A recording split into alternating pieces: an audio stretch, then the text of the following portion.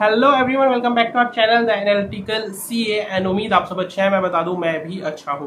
तो इस वीडियो में हम बात करेंगे हमारा जो नेक्स्ट 50 डेज है उसमें आपको क्या तो बिल्कुल नहीं छोड़ना है और क्या अच्छे से करना है। ठीक है, अब जो भी आपने करा है उससे फर्क नहीं पड़ता, जितना भी करा है नहीं करा है तो वो चीज़ें अलग हैं, उनको देखिए, आप एनालाइज कीजिए। बट मैं एक पॉइंट पर्सपेक्टिव से बता रहा हूँ, अगर आपने कुछ भी स्टार्ट नहीं किया है, ठीक है, and it's not your first attempt, like आप पीछे अटेम्प्ट दे चुके हो, तो you should know what you have mistaken last time, और उससे अपनी पहले तो अपनी चीज़ें सुधार लो, उसके बाद स्टार्ट करो अब की बार। ठीक है, तो पहले अपनी गलतियों पे वर्क करो, उसके बाद स्टार्ट करो। अगर आपका फर्स्ट अटेम्प्ट है तो आई एम श्योर दैट आपने एक रिवीजन या 2 रिवीजन कंप्लीट कर लिए होंगे। तो अब आपके पास बचे हैं 50 दिन आपके एग्जाम में, 50 या 52 मान लो, 53 मान लो, 1-2 दिन ऊपर होगा जो भी है। ठीक है, इतना टाइम है आपके पास। अब इसमें आपको इतने में क्या क्या करना है, तो वो आपको फोकस करना है कि एटलीस्ट ये तो हो।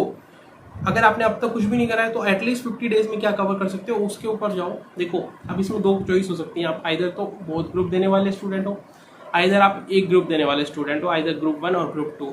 ठीक है, अब ग्रुप 2 में भी बहुत सारे स्टूडेंट वो होते हैं जिनको 3 ही सब्जेक्ट देने होते हैं, दूसरे ग्रुप में एग्जामिशन होगी।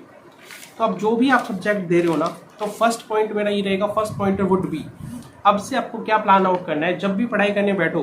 ठीक है, जब भी पढ़ाई करने बैठो तो पहले अपना ये डिसाइड करो कि आपका 1.5 डे क्या रहने वाला है।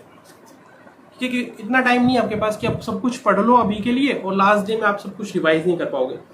व्हाट माई पॉइंट इज, अगर आज आपने कुछ पढ़ा है, ठीक है, आपने आज 100 मार्क का पढ़ लिया, बट लास्ट 1.5 डे में अगर वो रिवाइज नहीं कर पाए ना, जो भी आज 100 मार्क का पढ़ा है उसमें से कुछ भी 1.5 डे में रिवाइज नहीं कर पाए, तो वो आज का पढ़ा हुआ किसी काम का नहीं रहा, वो लास्ट में याद नहीं आएगा आपको। व्हाट आई एम सेइंग, तो you must know what you should have to cover in your last 1.5 day.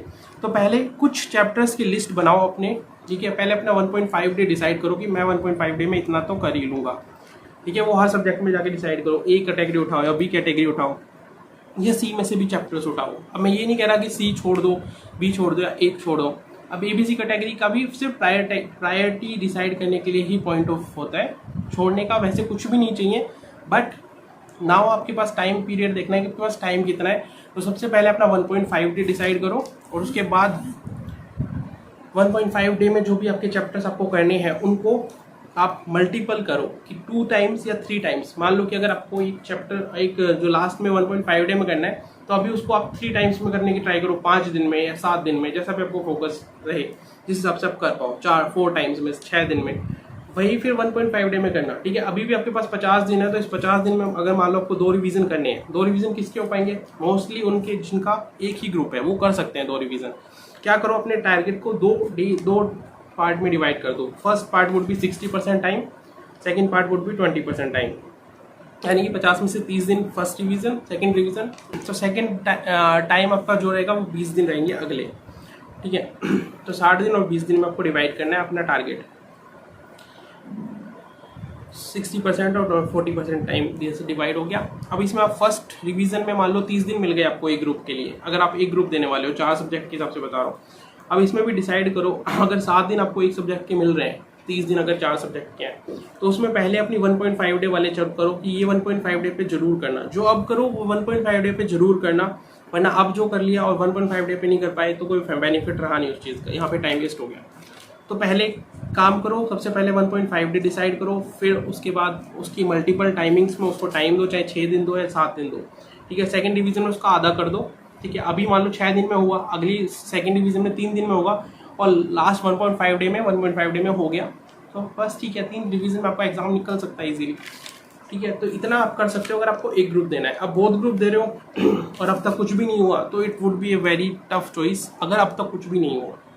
ठीक है, तो बहुत मुश्किल है, बट चीज़ें हो सकती हैं, depends how well your studies, how well you are focusing on. उसमें ये हो सकता है कि आप किसी एक ग्रुप का 2 रिवीजन कर सकते हो और किसी एक ग्रुप का एक ही रिवीजन हो पाएगा, दैट इज पॉसिबल समवेयर। उसमें भी फिर आपको 60-40 रूल अप्लाई करना पड़ेगा जितना भी टाइम पीरियड है। ठीक है, तो आपके पास 6 ही दिन है तो 6 ही दिन दे पाओगे, 4 सब्जेक्ट निकालने उस पॉइंट से।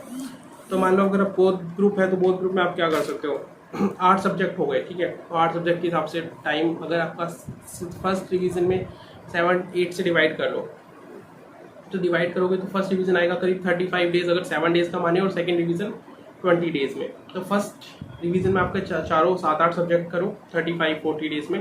बाकी बचे 15-20 दिन, उनमें 10-15 दिन जितने भी बचेंगे उनमें आप एक ग्रुप अच्छे से दोबारा सेकेंड रिवीजन कर पाओगे अगर आपको बोथ देना है तो। बट बोथ अगर नहीं है तो एक ग्रुप तो इजीली क्लियर हो सकता है आपका इस स्ट्रेटेजी से, ठीक है। तो ये आपको कवर करना है एटलीस्ट इतना, इस तरह से आप पढ़ सकते हो। अब तक कुछ भी स्टार्ट नहीं किया है तो। अब दूसरी बात हम करते हैं, ये हो गया हमको कवर क्या करना है, ठीक है। तो आपको समझ में आया होगा, पहले 1.5 डे डिसाइड करो फिर उसको कवर करो, एटलीस्ट 1.5 डे कवर कर लो। अब चलते हैं आगे। आगे आपका बात करते हैं कैसे करोगे। वही चीज़ सेम है कि आप रिवीजन नोट्स, आपके जो भी नोट्स हैं जिस भी टीचर से पढ़ा है नहीं भी पढ़ा है तो देखो किसका टीचर के इजी नोट्स अवेलेबल है या बेटर है पढ़ाई करने के लिए, तो वो वाले नोट्स रेफर करो, ठीक है। नोट्स एक बार पढ़ के देखो, नहीं समझ में आ रहे तो रिवीजन वीडियो देखो और फास्ट में ख़त्म करो और फिर क्वेश्चन सॉल्विंग करो। क्वेश्चन सॉल्विंग ऐसे करना कि ज़्यादा से ज़्यादा ट्राई करो सॉल्व कर पाओ, बट सिमिलर क्वेश्चन है तो उसको छोड़ देना और अपने LDR डिसाइड करते हुए चलना आज से ही, जो लास्ट डे पे करने हैं।